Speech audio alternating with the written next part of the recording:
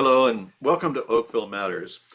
Today we're going to talk about Bronte and Ward 1, which is basically the western side of Oakville nowadays. And with us are Maureen Healy, who runs the Bronte Village Business Improvement Area, and Beth Robertson, who is one of the two counselors for Ward 1.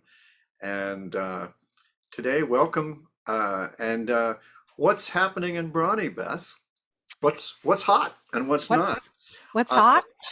Reopening is happening in Bronte right now, and I think that's probably what's kept people the most excited that the restaurants are open, they're doing great business, people are starting to come back, meeting with friends and family. So I'd say Bronte's pretty on a roll right now.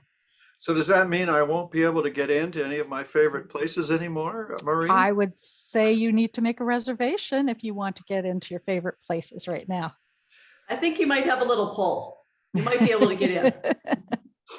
Would you forecast, before COVID and during last summer when we thought we had relief, Bronte was and has been for quite a number of years the happening place, right?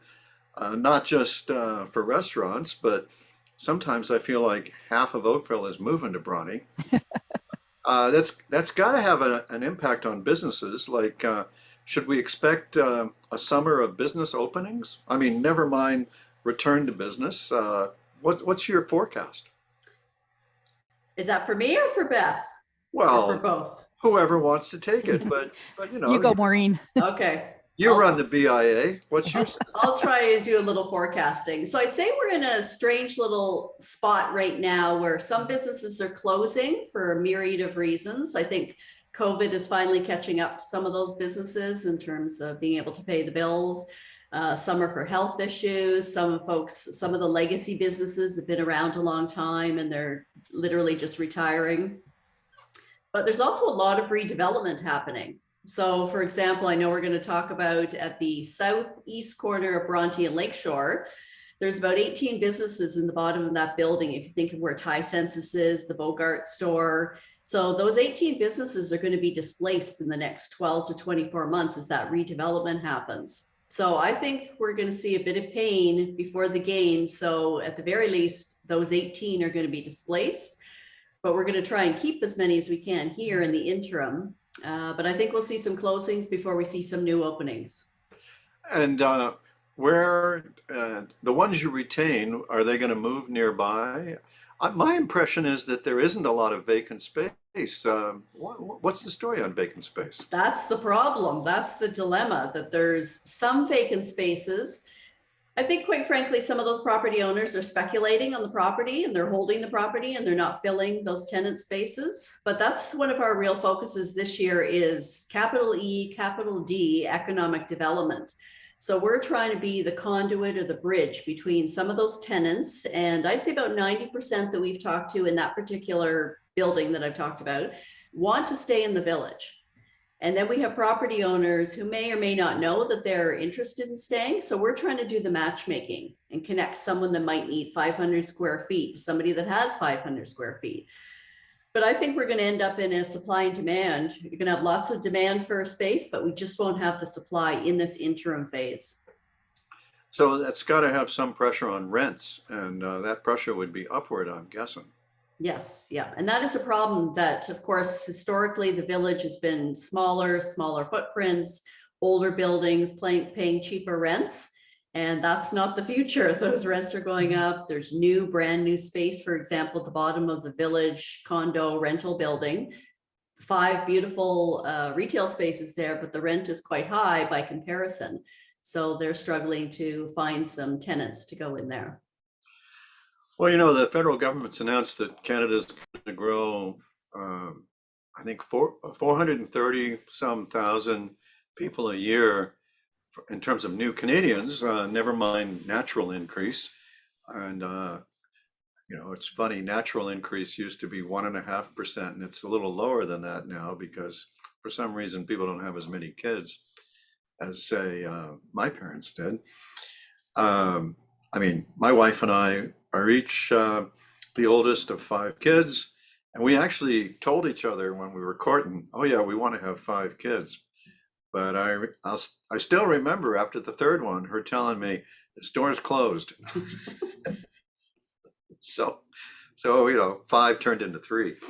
Um, but the Bronte Village Mall, the redevelopment of that, is a saga that, my goodness, it stretches over the last 20 years of and all kinds of chapters up and down and back and forth and stall and speed. Are we almost done there? No, actually, Maureen, you can tell us. Yes. When the residential buildings and all that get done, the other half where the farm boy is, it's going to change. What's going on there? Well, the update on the current development is, as you know, there's 1,000 people that were going to move in or scheduled to move in. And that kind of started us on our journey of doing our Bronte Forward visioning process, which we'll get to talk about. So 500 have moved in and the other 500 are getting ready to move in. So the marketing is happening now to fill those other 500 spots. But the bigger piece we're interested in right now in the short term is the Bronte Market Square, which is out front, which is a brand new public space, which the town will manage, but we're hoping to activate, make a real destination in terms of an active public realm and new public space in the area. So hopefully that'll create another reason for people to come to Bronte. As if you didn't already have enough with all those fine restaurants. I mean, you've got more variety. I mean, just in Catch Hospitality's 4 or 5 restaurants, you've got more variety of types than a lot of parts of town, don't you? Exactly. And we like to say you can eat around the world, from Thai food to Mexican food to Canadian. So there's something for everybody, we like to say. Yeah. Well, and I think you're right. So Beth, what's happening in the rest of Ward 1 that you're keeping an eye on? Right now, Lakeshore Woods has got a couple things going. One, their rink is very popular. It's the only outdoor rink in Ward 1 in the south, and we have no arenas in Ward 1, so it is a happening place used all the time, and this has been the best winter for it. As well, Lakeshore Woods is going to pilot the 40-kilometer-an-hour community zone starting in the spring. And we held a really great public meeting about that in the fall, and people were very, very on board. They are concerned about lots of things in terms of traffic and speeding in Lakeshore Woods. So I'm glad this is going to go forward. And we did our first traffic calming bumps at Nautical Park. So that was great for that area. And the north is quiet because, again, new areas tend to be quieter. Traffic is still probably their greatest things. And what they're looking for is that Palermo hub to be going, and so that they can actually shop without having to drive everywhere. That sense of 15-minute communities for them means they need the north of Dundas to be developed. So we're still looking at that. Maybe you would like to, I don't want to seem exclusionary to Maureen, but maybe on another show, you and I, and perhaps Sean O'Meara, your colleague on council, maybe we should do an in-depth look at the proposal for Palermo that'll unfold over the next 10 years. I'm very aware that when you talk about a new growth area, people's immediate reaction is, oh, it's going to happen overnight. And of course, that's not really how it happens. It plays out over many years, the Bronte Village Mall being the extreme case where, my goodness, that's pretty close to forever that's been going on. Yes. All right. And now I have a question about that 40-kilometer. All over the world, people are always amazed to discover, and I've got the research to prove it, that lowering the speed limit doesn't slow down the cars. And sooner or later, people wind up coming back wanting your speed bumps, like you mentioned at Nautilus. Now, and it's your neighbor that's speeding. So, sometimes it's you, actually. We have actually had people complain about speeding who were the first people who got tickets when we sent in the police to do a check. what's been the reaction in that area to the traffic calming? Well, the calming, because and Sean and I are very, very, the very first message we get when they say we want speed bumps literally everywhere, because straight across the street in Burlington, they have them everywhere. We said, be careful about what you wish for, because that bump is right outside your house. You're going to hear thunk, thunk, thunk, thunk all day, all night. And it's, you want your windows open and you want cars to slow down. It's amazing how fast that stops in terms of the speed bumps when you just tell them. You have to think about what's going to happen to any neighbors that have to have them in front. Where we've got them by the park, it works because it's not affecting houses so much along there. And they were needed. So I really heard, and they took them out because they were the temporary ones to see how they would work. And but I've heard nothing to say they don't want them back in. In terms of the 40 kilometers, I think there's a big buy-in in that area, because they're so frustrated at their neighbors all speeding, that yes, they realize that if there's no enforcement, it won't matter. But they really think that if the mentality of the 40 kilometers comes around, maybe people will stop doing 70 through all their residential streets, because somehow a little piece of their heads will say, well, 30 Ks over is going to be a very big fine and demerit points.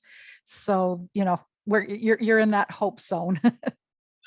Well, I remember I remember a 15-year-old neighbor who, when his parents were away, broke into his dad's liquor cabinet, got himself stinko, found the spare keys to dad's Bimmer, and then drove it around the neighborhood like it was a Le Mans race course, faster and faster and faster and faster, till he spun out and went into a tree, totaled the car, and as luck would have it, was unscratched and unscathed. And he didn't appear to care what the speed limit was. I find, like, down in the heart of Bronte, Ontario Street's the only street where we hear regular, concerns about it. And so, that's one that I know our traffic staff is still working on in terms of what to do to help with that. But otherwise, I find in Bronte, I ride my bike there all the time, and I don't feel unsafe riding in Bronte. Yeah, this is mayor humor, but sometimes I think the only solution is to ban cars. Yeah, it would make it a lot easier to turn from Bronte Road onto Lakeshore, that left onto Lakeshore from Bronte Road, because that's the one you most worry about. I really like that patio tent on, I think it's Ontario Street, or is it Marine? It's on Marine. Mhm. Marine. I have no idea what impact that has on traffic speeds, but for all I know, it just moves it somewhere else. So Maureen, let's talk about the vision for Bronte, which you were good enough to mention. Tee that up for us. Sure. So if you recall, I think it was almost a year ago, we did a program about the Bronte visioning process on your show. And so sometimes you just find the sweet spot in terms of when people have the headspace and the time to contribute. So the Bronte Forward visioning process was really a community engagement process. So we were hoping, for example, to have, minimum 400 people fill out an online survey. We ended up with 800 people. So people are hungry to be heard, hungry to give their thoughts. So we engaged people that were business owners, employees, people that lived in the area, people that came to visit. We worked very hard to intentionally invite and hear from equity seeking groups who are often unheard in this process. We did focus groups, workshops, quite a few different ways. So we heard from well over 1,000 people, which was well above what we'd hoped for. So that was great. That's truly amazing. Now, Mhm. a generation ago, everybody who showed up would have been singing that song by Norah Jones and Bonnie Raitt called "I Don't Want Anything to Change." Is that what you heard? No, in fact, we were anticipating that. Of course, there were some folks, nobody likes change. Nobody really likes change, but Oh, well, what do you mean? My teenagers loved nothing but change. so we were prepared for that, but we really found that people know the time is now for Bronte, for things to actually happen. So as much as they may not like the change, they know there's going to be disruption in terms of construction and other things, they could see the light at the end of the tunnel. They knew that this is what it would take to get us to that new vision. So what came out of that visioning process was a vision for, as Beth mentioned, a 15-minute district. So we're not calling it and using that kind of term, trying kind of trendy term right now. But it's really, our vision is a place where everyone is welcome and everything you need is here. Meaning it's a 15-minute district. So for the locals, you can walk to everything you need or take a bus and everything you need. So you don't need to leave. I have to say, it's amazing to me how planners, I've been calling that for years, for decades, livability. And for some reason, planners decide, I guess, that that's too vague. And so they go, oh, we're talking about 15-minute living. And I'm like, wait, I want to live longer than 15 minutes. So everything's susceptible to being twisted and misinterpreted, I suppose. So this new vision of great livability, where you're healthier because you walk a little more, what's that going to mean in terms of the overall layout and function of the village? So we have 3 tenets that came out of that vision. So one is related to being more walkable, being more connected, which the timing couldn't be better for that as it relates to coming out of COVID. People really need to reconnect both physically, emotionally, culturally to their neighbors and their community. The second pillar is celebrating the local history and the culture. We have a lot of culture, in particular Indigenous, that we don't really celebrate well, but we can, and we have a great opportunity to connect to. And the third tenet has to do with being welcoming and being inclusive. So that's looking at the business side, welcoming, again, equity-seeking groups who want to open a new business, as well as being inclusive to those that are here, people that live at, all different income points, that Bronte is a place for everybody. So that's where we're really going to focus on those 3 tenets. So in particular, I'm going to jump ahead and talk about, we have a program called Bronte Connect, which is where we want to invite those community groups to come to Bronte. So if you imagine, for years, we've done the Canada Day event, which is kind of a one and done. It's the big blowout. Everything happens on the one day, fun. But you kind of put all your eggs in one basket on the event front. And if you get bad weather, you might be out of luck. So what we want to do is reallocate some of our marketing dollars, and we're going to put them into funding nonprofit groups who are going to connect in Bronte. So smaller scale, reoccurring, in the public realm, free, no barriers to participation. So we're going to give them cash, and in exchange, they're going to collect some data for us about who's coming, who their target audience is, and they're going to promote Bronte for us. So we don't have to do it. All these partners will. So think of everything from a Wednesday night Zumba class to a lending library, to a farmer's market, to an art show, to kids arts and crafts. Any of those things that could connect in the public realm is going to make us connect to each other and make Bronte, give it more sticky factors, we like to say, that makes people want to come here and stay here longer. Well, how about I have a daughter who's a musician, and I'm not proposing her for this, but I think it's pretty well known. I love music.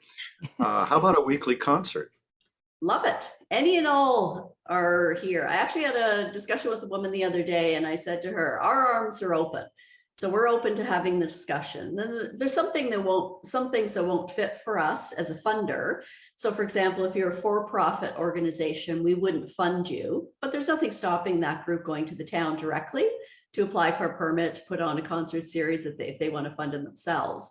But in terms of the groups that we want to fund are the nonprofits, smaller groups, where we can both get the data that we need, but we're going to help them build their capacity. We're going to connect them to the town and walk them through the process of how you have to apply for a permit and do that whole process, because building that capacity will be a win-win for everybody in the long term. Well, I was very impressed with the way the Kerr district turned out for a concert that they literally whipped up overnight in Westwood Park. Now, Westwood Park really lent itself to a paid, they had to buy a ticket to get in and everything. But because it has the ability to fence it off. And so it was able to be licensed, the whole deal. And it was like a miniature Woodstock in all the good senses, none of the bad ones. Everybody people kept their clothes on. It was winter.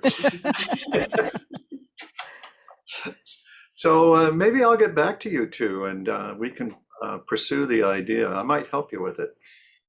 That would be great. Yeah, Just I'm looking because for ideas. this is a music loving town. Yeah, we love music of all kinds, all scales. So we love connections. If people have ideas or know nonprofits, belong to a nonprofit, send them our way to our website, bronte-village.ca. So now we kind of all understand, I think, what the Bronte Village Mall is going to look like, in that the Farm Boys, do I remember correctly, it's going to move closer to the street? Or at least I understand that's true, but not for quite a while. Yeah, I think that's a 20-year down the road thing. So yeah, so they have permission, but that's the rub in Ontario. The municipality gives permission, but can't force you to use it. It's right. Frustrating in that sense. Right.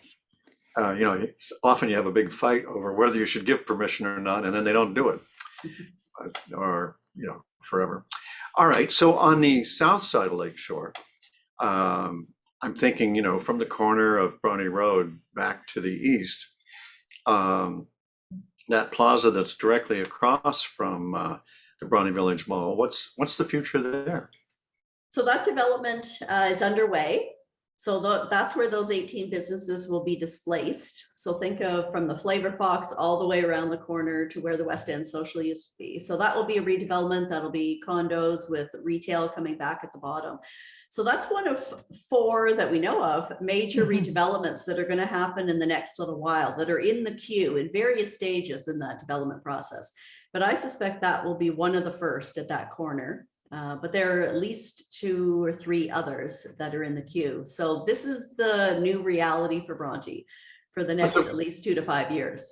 How do you know when it'll start and how long it'll take? And actually, I'm kind of curious for you to tell us about the other 2 or 3. Sure. If I had a crystal ball and could predict that, I think I'd win the lottery. But the tenants there have been given notice. So they have 12 months, 12 to 24 months. That was about 6 months ago. So I think that's imminent in planning time, but not necessarily. But the presentation center is being built as we speak. So things are happening on that front. The other one is 2368 Lakeshore Road, which is the seniors home.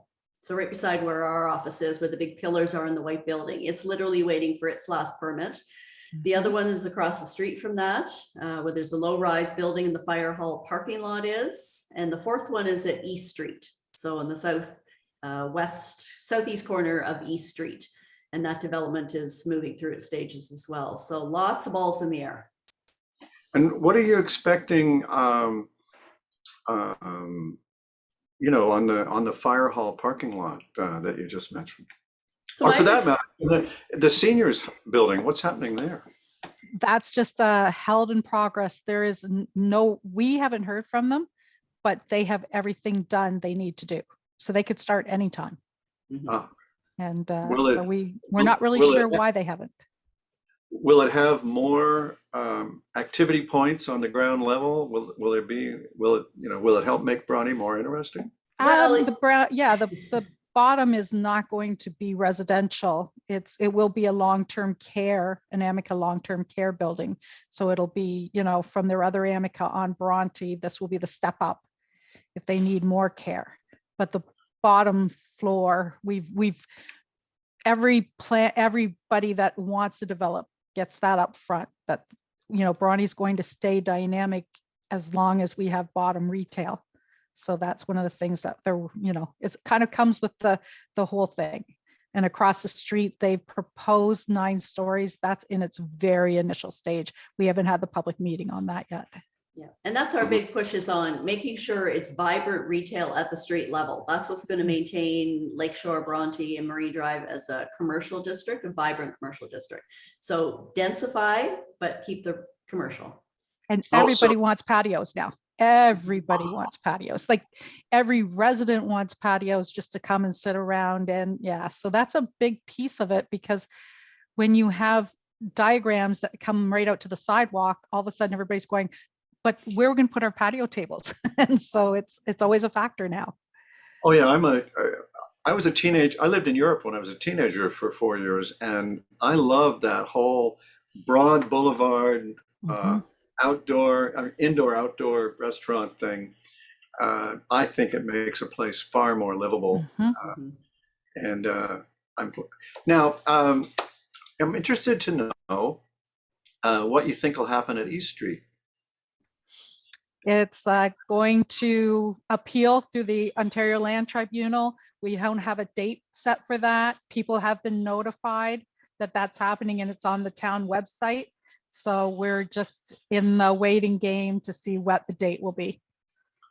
Yeah, we're in a funny policy mix where Yes. the province has increased its let me call it legislative force towards intensification, and the application is for more than our official plan Yes. contemplates, and the developer didn't seem to want to confine themselves to Oakville's vision for that corner, which we had just created through extensive public consultation. So it's going to be a very tricky case. Mhm.